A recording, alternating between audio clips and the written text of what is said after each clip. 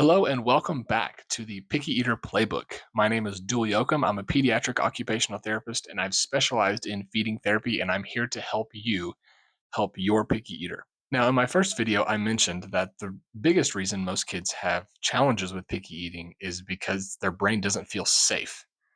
So, I wanted to talk today about some of the things that might be causing your kiddo anxiety. Some of these things might be pretty obvious, some of these things are probably pretty hidden from us, but I wanted to talk about them in future videos. I will talk about how we can negate and manage some of that anxiety. So, with picky eating, we have a lot of work to do when we eat. It might seem simple, it might seem easy as an adult, but you've grown to tolerate that workload really well.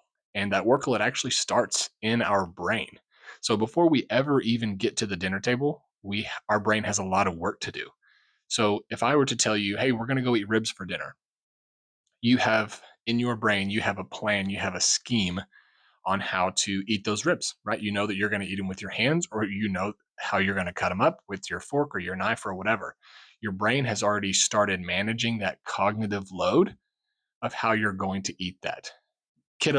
Who struggle with picky eating, that cognitive load is still really heavy for them. They haven't learned to manage it the same way we have as adults. It's still really heavy. So the cognitive load starts in the brain before the food ever even gets to the table. And then part of that cognitive load is actually what I call in my protocol, I call it sequence of feeding.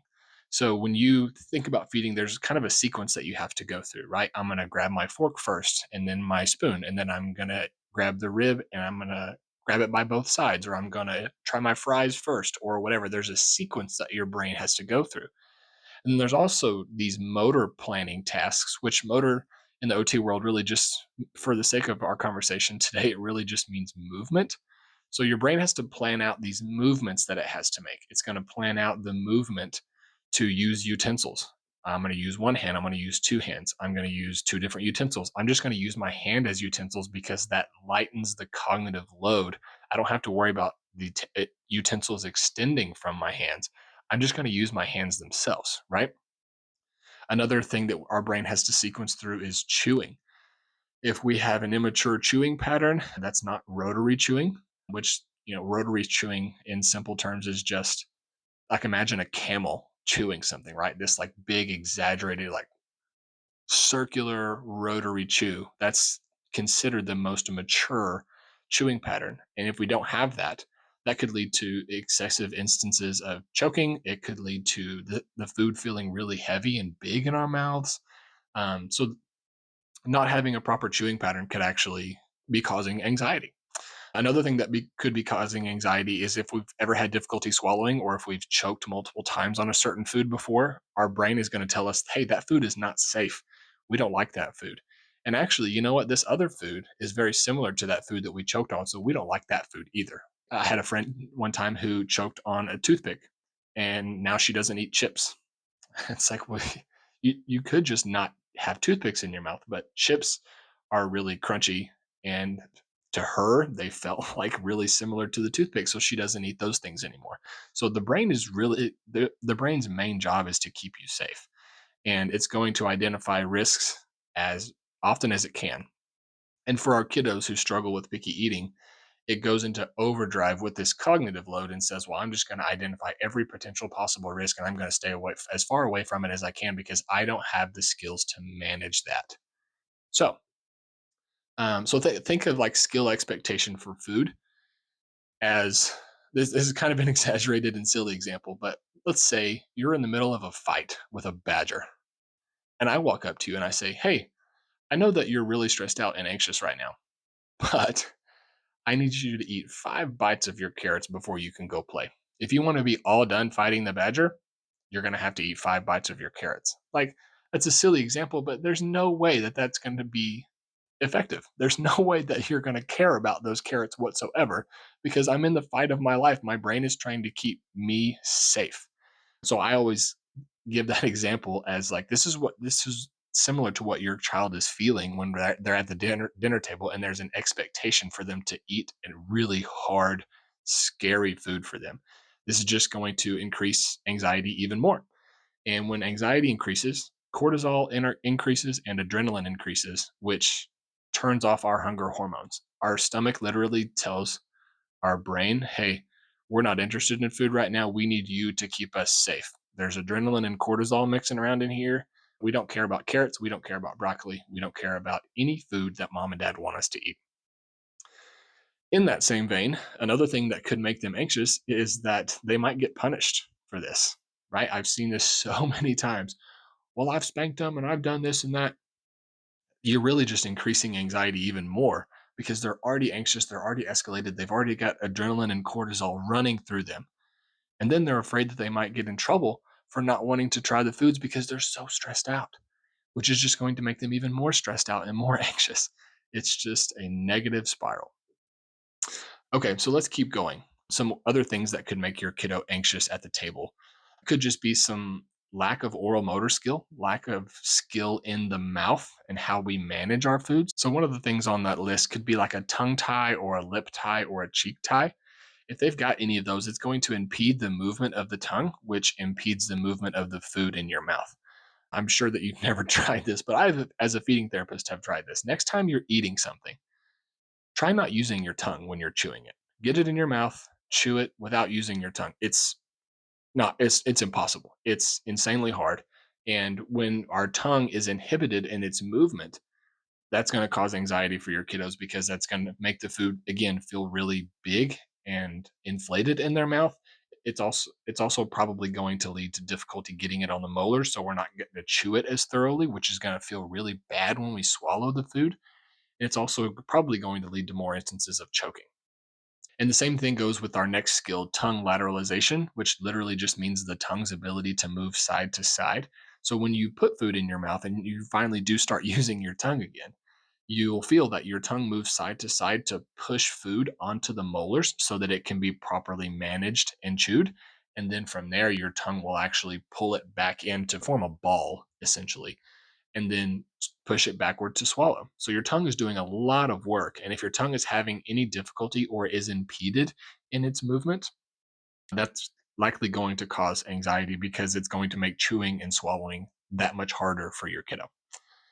Next on the list, we have lip closure and then pocketing. Well, lip closure is pretty self explanatory. It's just our ability to close our lips and keep them closed while we're chewing, or to close our lips around food. Like think of eating like a popsicle, or think of pulling food off of a fork.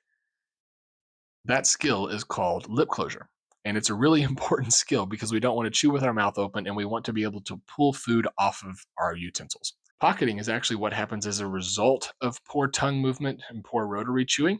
Pocketing is when we find that our kiddo has food left over or pocketed or stuck in the outside of their teeth, in between their cheeks and their teeth. Now, this could be due to decreased awareness. They might just not feel that it's there, or they might be really anxious to swallow it because they don't want to get choked on it, or they don't like the taste or the texture of it. So they just hold it in their mouth until it gets a lot softer. I see this a lot in feeding therapy, and we work a lot on sensory awareness. We work on a lot on taking smaller bites. We work on pocketing quite a lot in feeding therapy. One other thing I wanted to talk about is the sensory aversion versus a behavior. So, this is a question I get all the time as a feeding therapist. So, here are my three ways to tell if your child actually has a sensory sensitivity to this food or if it's just a behavior that they're engaging in. So, the first telltale sign of a sensory aversion is going to be a gag.